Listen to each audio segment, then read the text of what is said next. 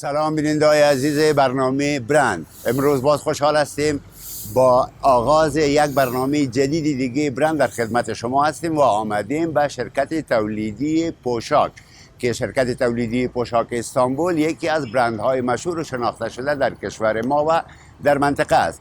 بیاین بریم به داخل و ببینیم پروسه تولید لباس ها در پوشاک استانبول چگونه صورت میگیره، از کدام مراحل طی میشه، چی رازهایی وجود داره که اینا به این شهرت و به این موفقیت رسیده و ببینیم چگونه لباس تهیه میشه و از کدام مراحل میگذره. با شما میریم به داخل شرکت تولیدی، از نوعیت دخت لباس ها، از پروسه تولید و از تمام رمز و رازش آگاه میشیم و شما را در جریان قرار میدیم.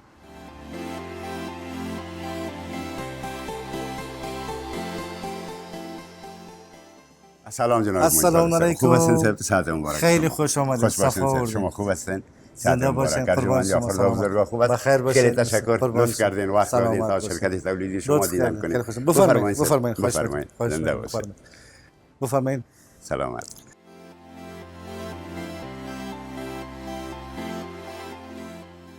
تا جایی که همه میدانند شرکت تولیدی پوشاک استانبول واقعا یک شرکت است که امروز به یک برند مشهور و شناخته شده، نه تنها در شهر کابل، من مطمئن هستم در افغانستان و حتی در منطقه از شهرت بسیار خوبی برخوردار است. این مفکوره از کجا آمد؟ چطور به این فکر رفتید که چنین یک شرکت تولیدی داشته باشید؟ بسیار زیاد تشکر که ما را تشویق میکنی و ما را واقعا بزرگنمایی میکنی. بسیار زیاد تشکر از شما. خواهش میکنم. ما از سال 2004 یا 1384 در افغانستان ما شروع به کار کردیم و قبل از اون ما در کشورهای بیرون از افغانستان بودیم که وقتی در افغانستان آمدیم تجربه کافی در کار داشتیم. بعد در اینجا ما شروع کردیم و شروع کار ما از یک پای ماشین خیاطی بود.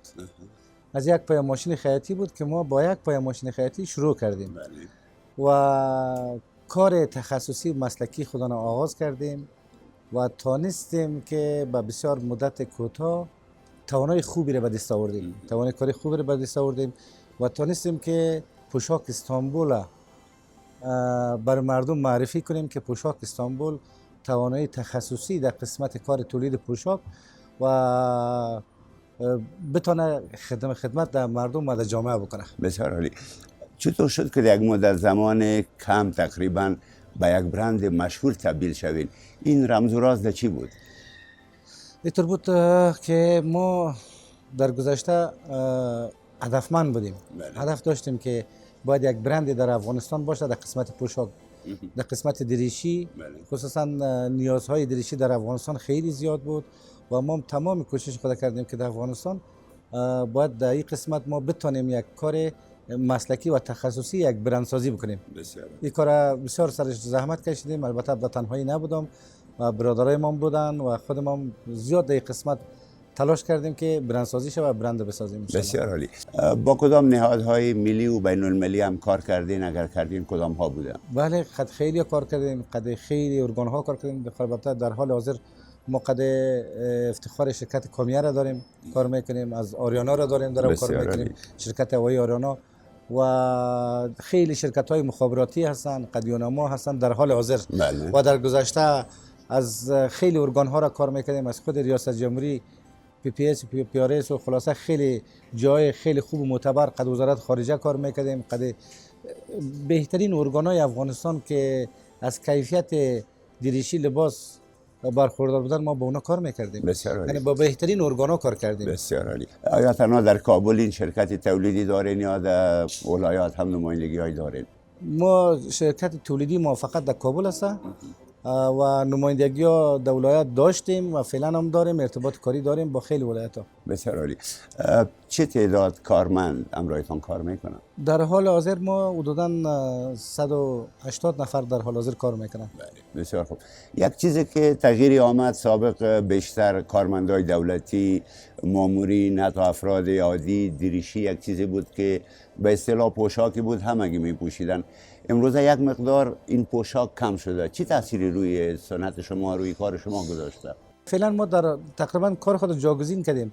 ما تقریبا فعلا 70% یا 80% بگویم پرانتومان میدوزیم در خدمت مردم، واسکت میدوزیم و زنانه میدوزیم در قسمت لباس های زنانه. بعضی برنامه داریم اصل مقدار تولید تو کمی نامده، یعنی با مو مقداری معینی که تولید میکردین آیا با مو حد مانده یا کم و بیشتر شده؟ خیلی تغییر کرده، خیلی کم شده. زمان جمهوریت همگی دریشی میپوشید، لباس میپوشید، ولی فعلا کلا مردم پرانتومان پوش شده، پرانتومان میپوشن. و در قسمت پرانتومان ما بسیار قبلا ما یک تعداد کمی شاگرد داشتیم که در قسمت پرانتومان کار میکرد، بودن یک 20 نفری، ولی مثلا 50 نفر در خط پرانتومان ما تنها پرانتومان میدوزه دیگه. او وقت ما 450 نفر پرسنل کاری داشتیم در قسمت دریشی، یونیفرم، این چیزا، ولی فعلا در حال حاضر ما مثلا 180 نفر، تفاوت زیاد است. و در حال حاضر ما در قسمت تنها پرانتومان نیست، ما در قسمت یونیفرم خیلی کار میکنیم، ما در قسمت شفاخانه ها خیلی کار میکنیم، در قسمت رستوران ها، خیلی رستوران های معروف در شهر کابل قدیما همکار هستن، کار میکنیم دیگه.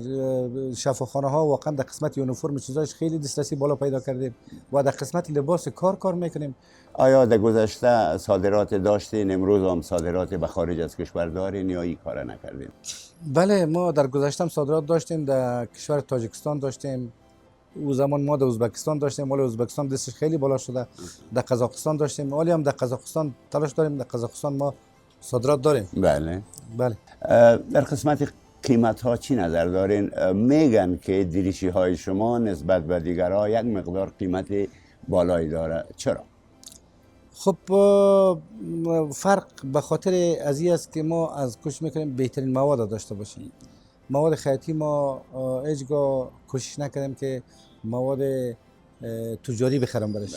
ما کلا مواد درجه یک سفارشی خود ما وارد میکنیم و در قسمت مواد خام یعنی بالاترین مواد ما در نظر میگیریم و در قسمت تخصص هم کار ما یک کمی هزینهش بالا هست، به خاطر که از ما در سیستم اداری است، سیستم شرکتی است، ما خود ما مالیه میتیم و تمام چیز هست. از مواد خام گفتین وارد میکنین از جاهای مثلا از کجا مواد خام؟ ما مثلا از ترکیه وارد میکنیم، از چین وارد میکنیم، بعض وقتا از ایتالیا وارد میکنیم. فعلا کمی محدود شده، سابق بیشتر بود. فعلا ما چون دریشی کمتر است ما کمتر وارد میکنیم. اون تا امی از دیگه. بسیار عالی.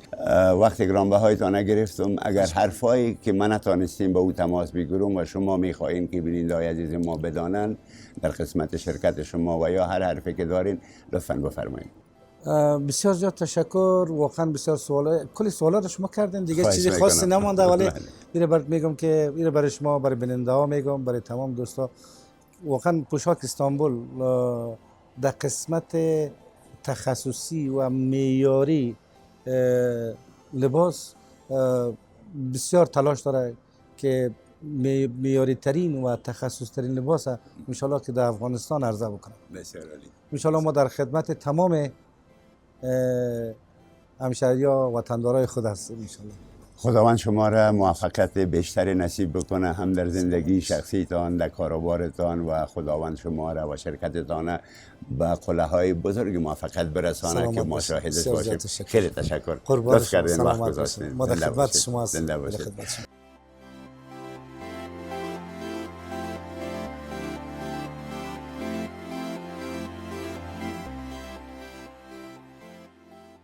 خب بیننده‌های عزیز، همونطور که برای شما وعده کردیم که ما از بخش‌های مختلف شرکت تولیدی پوشاک استانبول شما را در جریان قرار میدیم. خوشبختانه جنرال منیجر شرکت تولیدی پوشاک استانبول همین لحظه در کنار ما هستن. اول خیلی زیاد تشکر عزیزم، وقت دادین، لطف کردین. اگر قرار باشه که شروع کار صحبت از کجا آغاز بکنیم به نظرتان، شما لطف کنین ما را و بیننده‌های عزیز در جریان قرار بدین که از کجا آغاز کار است و به کجا ختم میشه، از کدام مراحل و پروسس طی میشه که ما و شما بیشتر در جریان قرار بگیریم. آبر صاحب بسیار زیاد خوش آمدید به شرکت تولیدی پوشاک استانبول. لطف کردین، صفا آوردین، در خدمت میباشیم. پروسه و روند کاری ما همین سالونی که میبینی تقریبا به دو کاتگوری تقسیم شده. بله. یک بخش محصولات آماده می باشه و یکم بخش پارچه ها است. بسیار خوب، یعنی تکه. بله. شما در حقیقت این بخشی است که شما تکه دارین. و بخش هایی که ما دیدیم تقریبا دریشی ها و اینا. شما بفرمایید به این سب مورد جریان قرار بدین لطفا. این تکه ها از کجا وارد میشن؟ چگونه شما ایره میارین میخرین؟ با شرکت ها قرارداد دارین؟ بیشتر محصولات کجا هست این تکه و این؟ آبیر صاحب، این بخش که است بخش پارچه ها می باشه که پارچه ها انواع مختلف داره. بله. یعنی ما پارچه های بالاترین پارچه های ما پارچه های ایتالیایی می باشه که همین قفسچه تمام پارچه های ایتالیایی می باشه. خیلی خوب. بله. و پارچه های کوریایی داریم. پارچه های پاکستانی، هندی، بله. دیگه انواع مختلف است. بله. نظر به تقاضا و خواست مشتری دیگه هر کی به هر کاتگوری که این قفسچه را گفتین که ایتالوی است. بلندترین و مرغوبترینش کدام است؟ مثلا تکه های ایتالوی است، شاید پاکستانی، شاید کشورهای دیگه. این قفس ها، این تکه ها مربوط کدام کشور است؟ این قفسچه کلا تکه های پرنتنبان می باشه. خب یعنی برای دریشی نیست. و اینا برای دریشی است در اینا حقیقت. برای دریشی است، واسکت، کت شلوار، کت تک. دیگه مو کاتگوری شده. این قفسچه مشخص تکه ایتالیایی به حساب دریشی. بله. و این قفسچه تماما تکه های پرنتنبان است که نام انواع مختلف داره. بله. از کجا وارد میکنین این تکه هایی که بیشتر برای پرنتنبان است در حقیقت؟ تکه های پاکستانی می باشه، تکه هندی می باشه. بله. که نام های مختلف داره. تایم تکس است، تایبو است. بله. تکه گریس می باشه. دیگه کاتن است. باز فرق میکنه. قیمت ها چطور است؟ مثلا کدامایش بیشتر قیمت بالاتر داره؟ دی تکه هایی که لباس میدوزین پاکستانی، هندی و یا چگونه است؟ در قیمت ها تفاوتی هست یا قیمت؟ تفاوت طبعا تفاوت می داشته باشه. بالاترین تکه خب فعلا کاتن قیمتش بلندتر است. یکی خب کاتن از پاکستان وارد میشه، خیلی مشکلات ها زیاد است، به مو خاطر قیمتش بلندتره فعلا. و تیکه گریس دوم کاتگوری است. دیگه تیکه های چینایی است. البته چینایی هم از خود درجه بندی داره. حتما. دیگه با مترتب قیمت ها فرق میکنه. بسیار عالی. به نظر ما این قفسه ها هم از رنگاش معلوم میشه که باید برای دریشی ها باشه. بله؟ بله بله. اینا را از کجا وارد میکنین؟ اینا قسمی که اول صحبت کردیم اینا همون کاتگوری تکه های کوریایی می باشه. خب این کوریایی است. بله. جالب است. تکه های کوریایی است با طرح و دیزاین متفاوت. دیگه نظر به سلیقه مشتری هم قفسچه ها آماده شده. بله. که مشتری هم تو به صورت اساسی ببینه و که کدام تکه خوب میگه. بسیار عالی. برای شما معلوم شده در جریان کار که مردم بیشتر کدام تکه ها را برای دریشی میپسندن؟ مثلا ایتالوی را، کوریایی را یا از کشورهای دیگر از زیادتر کدام ها را دوست دارن؟ بیشترین تقاضا تکه کوریایی می باشه. همین تکه. بله. تکه کوریایی اما دو مزیت داره. یکی همی که قیمتش مناسب می باشه و دوم خب فعلا به حساب محفل یا کسی که یگان برنامه و حساب مناسبت ها داره. تکه کوریایی یک نمای خوب داره. معلوم میشه رنگایشان بسیار مرغوب و مختلف است نه؟ خیلی رنگای قشنگی داره. مثلا این رنگا را در افغانستان آیا کس میپوشه مثلا؟ چرا خارج باز یک تفاوت داره؟ ما که تا جایی که دیدیم در اروپا در جایا بیشتر از رنگهای شوخ کار میگیرن. در افغانستان چطور؟ بیشتر کدام رنگا را میپسندن؟ در افغانستان رنگ نه زیاد شوخ و نه زیاد رنگ تاریک. همون متوسط رنگ در وسط او بیشترین انتخاب داره.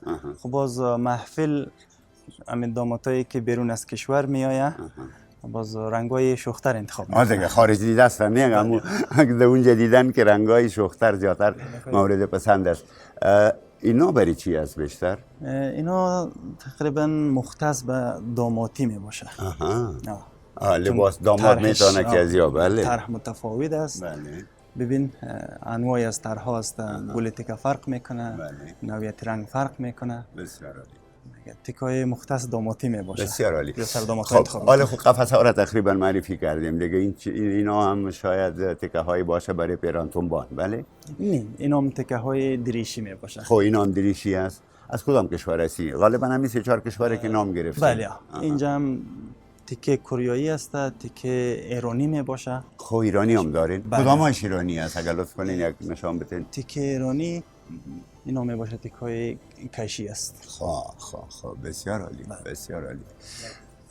بسیار عالی.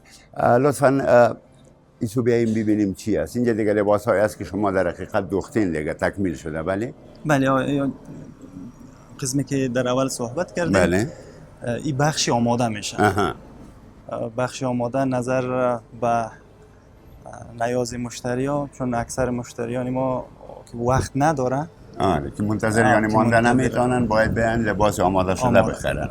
بسیار عالی. بسیار عالی. لباس آماده پوشاک استانبول یک افتخار خیلی خوب داره که تنخور لباس روی سایزها، روی دراب ها تنظیم کرده که تقریبا بگم آماده ما 80% 90% پاسخگوی وقتی که مشتری میپوشه. بسیار عالی. دیگه نیاز به اصلاحات چیزی نداره. در پالوی پوشاک شما اینا رو هم دارین، بوت و چپلی. آیا اینا وارد کردین؟ یقینا اینا از کجا هستن؟ بیشتر چپلی تنها اینمی چپلی هاست یا نه مثلا پاپوش دیگه هم دارین؟ در قسمت پاپوش که کفش بوت محفلی رسمی می باشه دیگه. فعلا فصل سرپایی است. بله دیگه سرپایی ها انواع مختلف، دیزاین های مختلف داریم. بله. که اینام خب با برندهای مختلف است ولی از کشور چین وارد میکنیم. خب پاپوش ها بیشتر از اونجا میه. بسیار عالی. بسیار عالی. پروسه همی از دیگه وقتی یک مشتری میایه، مثلا مواری یک شخص میایه و میخواد لباس بدوزه، آغاز کاری است که او باید تکر انتخاب بکنه. بعدا شما سایزی از او را میگیرین و نزد خیاط هایتان که موجود است میبرین و اونا برشان میدوزه. از کجا مثلا الگو برداری کردین که برای خانم هم شما لباس میدوزین، پوشاک دارین برشان، خانم هم رایتان کار میکنن؟ بله مشتری های خانم هم داریم و بخش خدمات برای خانم هم می باشه. به ذهنم گشت که کودکان چطور وضعیت؟ آیا برای اطفال، برای اونایی که یک مقدار سنینی پایین تر دارن هم شما لباس تهیه میکنین، مراجعه میکنن که برای اطفال خود خانواده ها لباس تهیه بکنن؟ بله حتما. من اطفال قدرت خرید بیشتر داره حتما. بله فامیلا که میآید مثلا برای خود انتخاب میکنه، حتما برای اطفال خود دریشی، یخمخا، واسکت، انواع مختلف انتخاب داره.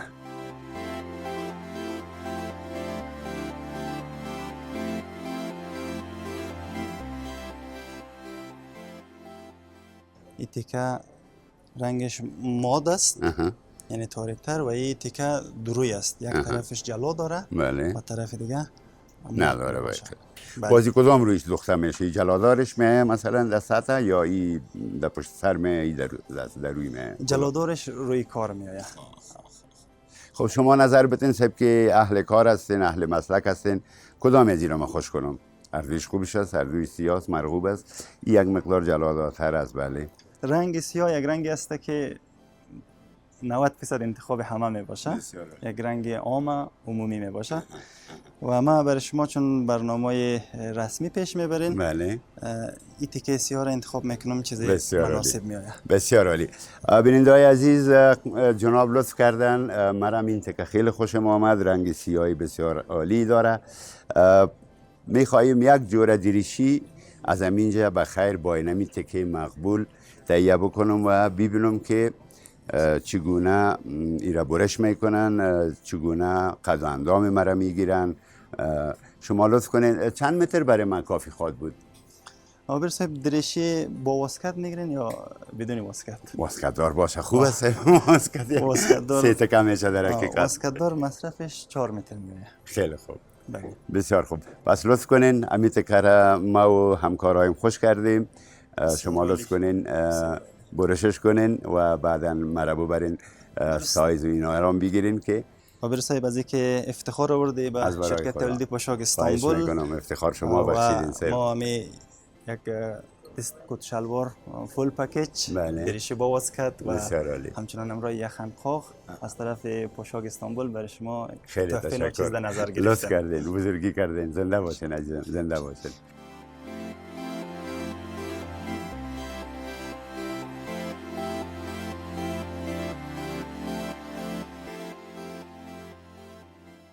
بعد از خیاطات. انتخاب تیکه موضوع دیزاین است. خب. مشتری میآید دیزاین خود انتخاب میکنه. خب این بسیار عالی. پارچه انتخاب شد و کدام دیزاین خوشش میآید. اینجا اسکرین داریم که انواع دیزاین هست. واو، این چقدر جالب است.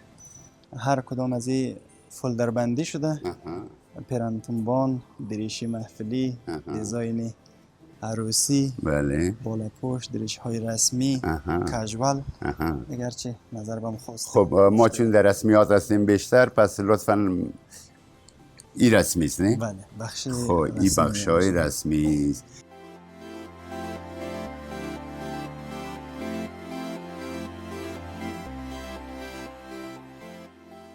همه دیزاین ها واقعا عالی است. بیننده های عزیز آدم متردد میمانه کدامش خوش کنه.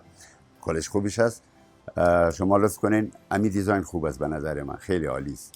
خب پس من این را خوش کردم. خیاطایتان باز این نمونه را چگونه میدانه که این کدام دیزاین خوش کرده؟ هر عکس که است جدا از اینکه تمام دیزاین ها به بخش فروش ما به کارمندا معلوم است. یخن انگلیسی، فرانسوی، آرشال، تاکسیدو، تمام دیزاین ها حفظ است. باز ما کد دادیم برشان. خب این کدش از در حقیقت پی آی 327 این کد می باشه. بسیار عالی. پس همین کد انتخاب کردیم. شیر میشه. بله. همه بخش ها میبینه. بسیار عالی. که آدر صاحب کدام دیزاین انتخاب کرده. بسیار عالی. مطابق به اون پیش میره. بسیار عالی، بسیار عالی. بسیار عالی.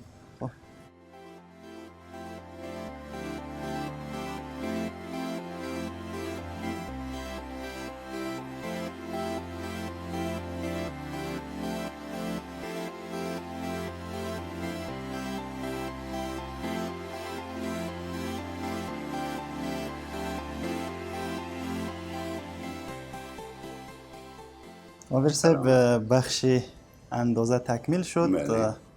همکارا هم پارچه‌ای که انتخاب کردین برای شما بل میته و بعدا امو سلیپ یا فاکتورش هم میبریم در بخش طراحی. بسیار خوب. بخش طراحی شروع میشه. بسیار خوب. این مراحل برای همگی یکسان است دیگه. کلگی باید از این مراحل بگذره. از انتخاب گرفته تا بعدا در دیتابیس ثبت شوه و بعدا بیای اندازه‌گیری شوه. بسیار تشکر. لطف کردین عزیزم. سلامت باشین. روزتان بخیر. بسیار تشکر. خب حال وقتی که این به دست آمدی را به کجا میبریم؟ این پیش ما میمانه یا این به کدام محل دیگه میره؟ نه، این بیلی است که مربوط به شما میشه. خب که نظر یعنی به مشتری را نگاه میکنه پیشش بله، باید پیش باشه. به حساب دریافت لباس. روزی که من لباس خود دریافت میکنه باید این بلا با این نمونه داشته باشه. بسیار عالی. قسمی که اول راجستر شد یک کد نمبر اینجا ثبت دیتابیس شد. بله شما. بله 116 842 کد نمبر شما. بسیار خوب. از روی همین کد نمبر باز میافن برای ما در خدمت دریشی ما است. روند کارم برای مشتری ساده است و به حساب کار ما بسیار عالی. اندازه‌گیری شده. نظر به می کد نمبر باز همکارای ما بخش طراحی ما شما فعلا میریم میبینیم لباس طراحی میشه. بفرمایید. خیلی خوب.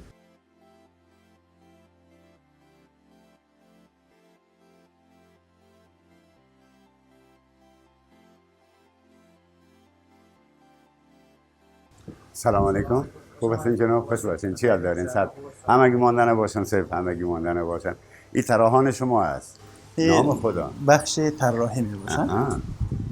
تمام لباسایی که این در حقیقت از روی کامپیوترایز است در حقیقت. بله. اینا آموزش دیدن در جاهای تجاربی که دارن در قسمت طراحی و دیزاین؟ بله، همیشه اهل تجربه هست و ما گاهن که نیاز میشه نیروی جدید استخدام میکنیم. بله. یک مرحله را ما به اینا آزمایشی کار میکنیم. یک مدت آزمایشی کار میکنه. نظر به روند کاری، نظر به سیستم کاری که از سیستم اپتیتکس کار میکنیم. بله. باز وقتی که مرحله آزمایشی تکمیل شد استخدام میشه، کار پیش میره. بسیار عالی.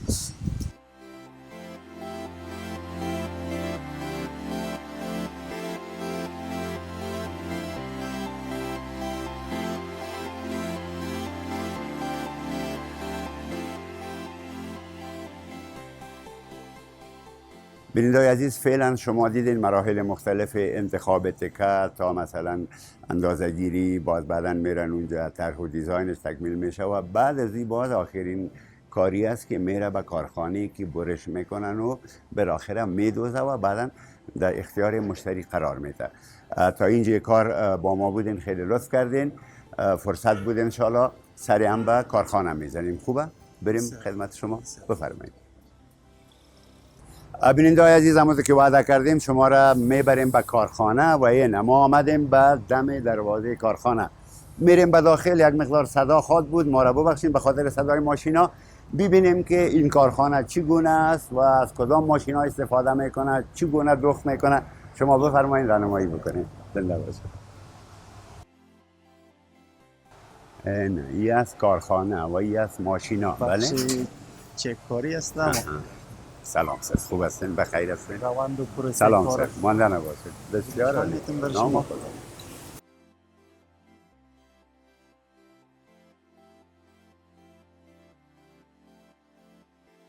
آبیر صاحب، تمام مراحلی که اونجا طی شد، کار شما طراحی شدن. فعلا این ماشین چی کار میکنه با این دستگاه فیوزینگ است. فیوزینگ. دستگاه حرارت است. همه پارچه ها حرارت چنج خود مشخص میکنه، چون بعضی پارچه ها است که حرارت خورش بیشتر است خود جمع میکنه، بعضی تکه ها خشک است که جمع نمیکنه. ما قبل از اینکه کار بریش شود از دستگاه فیوز رد میکنم، بسیار با درجه حرارت که نیاز است 150 160. بله که تیکه تمامی اما حساب آبرفت و کل موارد خورا تکمیل کنه، آماده بریش شود. بسیار عالی، بسیار عالی، بسیار عالی.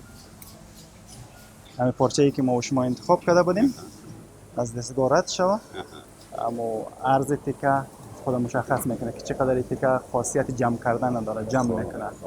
و بعضی تیکه ها اصلا تغییر نمیده. قسمی که ما و شما اندازه‌گیری و دیزاین جور کردیم، یک فایل برای شما ثبت شد در کد نمبر شما. باز اون فایل به دستگاه پلاتر پرینت میشه. نیازمنده های یک قدمدام است. چی جالب؟ شانه چقدر باشه، دوره ها چه رقم باشه، پرینتش میکنه در قدم سایز اینجا. پرینتش میکنه. بسیار عالی، بسیار عالی. نظر به این بازی میره پیش خیاط؟ بله، پیش برشکار میره. برشکار. خب این برای بعد از این برش میشه. نظر به این. واو، چطور خوب، چطور خوب.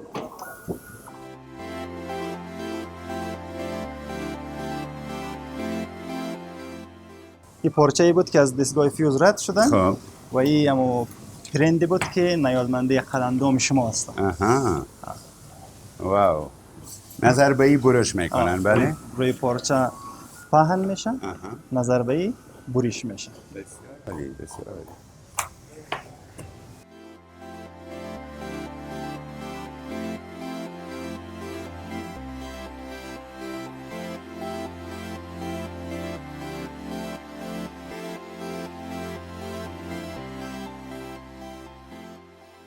بیننده‌های عزیز، تا این لحظه را دیدیم که بعد از اینکه تکه انتخاب میشه و از اون مراحل راجستریشنش میگذره میایه اینجا.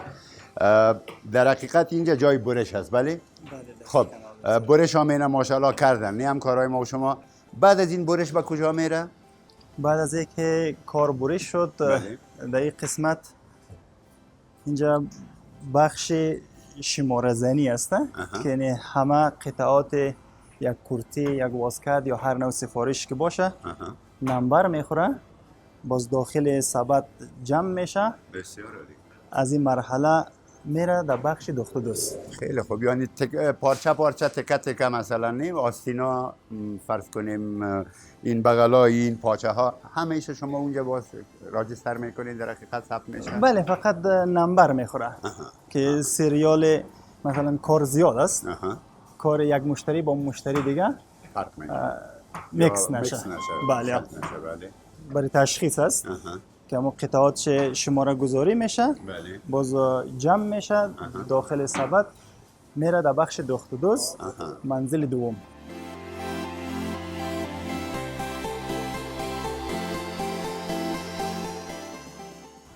این بخش اتوکاری است.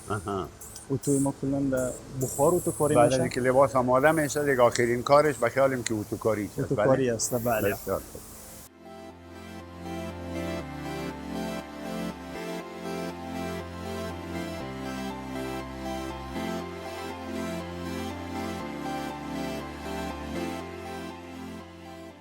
آدر صاحب لیفت که دیده کار بالا و پایین میکنه. بله. وقتی که کار در بالا دفت دوز تکمیل شد، اما قسمتی که مربوط خانوما میشه، بله. اونو تکمیل کردن، باز از لیفت کار پایین میآید. بخش آستینشانی است، آستین نصب میکنه. این دستگاه یا این ماشین که است ماشین گاج است، گاجای کار میکنه. این دستگاه است و او دستگاه یا ماشین توگمه میباشه. بله. توگمه ما کلا با ماشین نشانده میشه. بسیار عالی. بسیار عالی. این مرحله کار که تمام شد، بخش اتوکاری خدی اتو است. تمام مواردهای کار که لازم است بخار داده میشه، اتوکاری انجام میشه. از این مرحله کار پاس میشه در بخش چک کاری. این بخش این میز چک کاری است. بله. اما اوردری که ما و شما روز اول ثبت میکنیم، تمام شه روی فاکتور میآید. چی دیزاین بوده، چند توگمه بوده، چک میکنه که به مو شکل شده یا نشده. خیلی خوب. بعد اینجا استاد رو چک میکنه نظر به اوردر که آیا درست است نیست. یعنی ختم کار اینجاست. یعنی از اینجا کار تکمیل میشه، آماده تسلیمی به مشتری میشه. بسیار خوب. چنانچه فرمودن اینجا آخرین مرحله چک است. بعد از اینکه لباس دوخته میشه برای آخرین چک اینجا میآید، میبینه که آیا مطابق با مو فرمایش و خواست مشتری آماده شده یا نه. وقتی که چک تمام شد بعدا آماده از این باشه که مشتری بیاید و لباس خود تحویل بگیره. چنانچه شما دیدین برای ما هم لطف کردن یک دست دریشی را گویا مطابق با خواست و میل ما تهیه میکنن بخیر و یک بل به ما دادن. نظر به این بل ما باید 3 روز بعد مراجعه بکنم. بله. خب 3 روز بعد ما میایم و دریشی را که برای ما میدوزن از اینجا تحویل میگیرم. امیدوار هستم که یک لباس خوب که مطمئن هستم آماده میشه و شما هم هرگاه نیاز داشتین برای دریشی و لباسهای مختلف افغانی و غیره به این منطقه، یعنی به در حقیقت میتونیم بگوییم به فابریکه دیگه یا چی نامش بانیم شرکت تولیدی پوشاک استانبول مراجعه بکنین و مطابق با ذوق و سلیقه خودتان براتون لباس تهیه میکنه. از لباسهای شیک و مرغوب و مطابق با سلیقه تان استفاده کنید. من انشالله 3 روز بعد برمیگردم.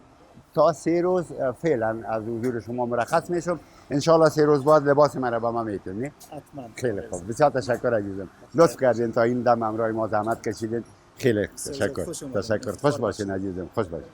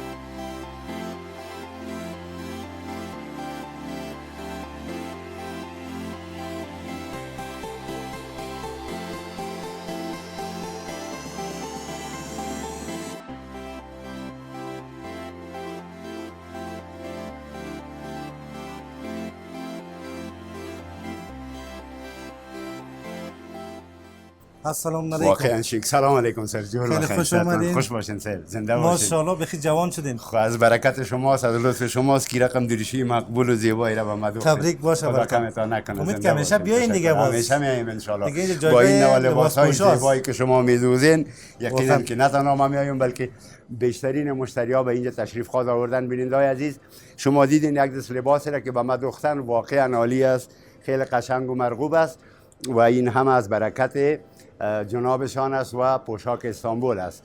برنامه ای را که ما از فابریکه تولیدی به اصطلاح یا شرکت تولیدی پوشاک استانبول تهیه کردیم در لحظات واپسینش است. یک بار دیگر جا داره که قلباً از جنابشان و از تمام کارمندان محترم اظهار سپاس و تشکر بکنیم. هر وقت لباس مرغوب، شیک و به مد روز و بسیار استاندارد و با محتوا کار داشتین، لطفاً به شرکت تولیدی پوشاک استانبول مراجعه بکنین و مثل ما از لباس شیک و مرغوبش مستفید شوین که انشالله خوشتان میآید و لذت میبرین. یک بار دیگر خیلی تشکر. لطف کردید. خیلی خوش آمدید. بار ما در خدمت شما هستیم. همیشه کلتون ان شاء الله ما خدمتگزار همگی هستیم. ان شاء الله که مبارکتون باشه. سلامت باشید. خیلی خوش آمدید. تشکر. لطف و مرحمت. زنده باشید. بیننده‌های عزیز، این بود برنامه برند این هفته ما که از شرکت تولیدی پوشاک استانبول براتان تهیه کرده بودیم. تا تقدیم برنامه بعدی که خدمت حضورتان حاضر میشیم، همه را به خدای یکتا میسپاریم. شب و روزتان بخیر.